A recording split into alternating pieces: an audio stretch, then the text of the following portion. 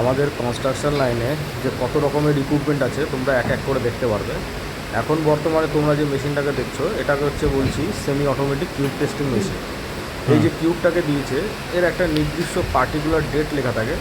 আমি পরের দিন তোমাদের সমস্ত কিছু দেখাবো, কীভাবে আমাদের ঢালাই হচ্ছে, কীভাবে আমাদের কিউব লোড হচ্ছে, সমস্ত কিছু পুঙ্খানুপুঙ্খ দেখাবো। এখন তোমরা দেখে রাখো, এটা একটা M40 কিউব। এটা আমি যখন আগে কনস্ট্রাকশন করেছি তার একটা স্যাম্পেল আমার কাছে ছিল, তো তোমাদের সেই হিসেবে দেখাচ্ছি। এখানে কিউবে যে লোডটা আসছে এটা হচ্ছে তোমার 1 সপ্তাহের একটা লোড। এবার এটা 1 সপ্তাহের লোডটা মানে প্রত্যেকটা পার্ট বাই পার্ট তোমাদের বোঝাবো। এটা হচ্ছে 65% ওপরে যদি যায় তাহলে কিউবটাকে পাস হয়ে গেছে, যদি তার নিচে যদি থাকে তাই সেটা ফেল হয়ে গেছে। তার একটা ফর্মুলা আছে, সেই ফর্মুলাগুলোও তোমাদের শেখাবো এবং বোঝাবো।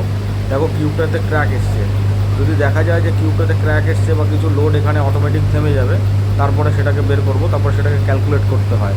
সেটাকে যত পরিমাণ এসছে এখানে যে পরিমাণটা আসবে সেটা 22.5 দিয়ে ভাগ করলে কিউবের ফেল হয়েছে সেটা আমরা বুঝতে পারবো।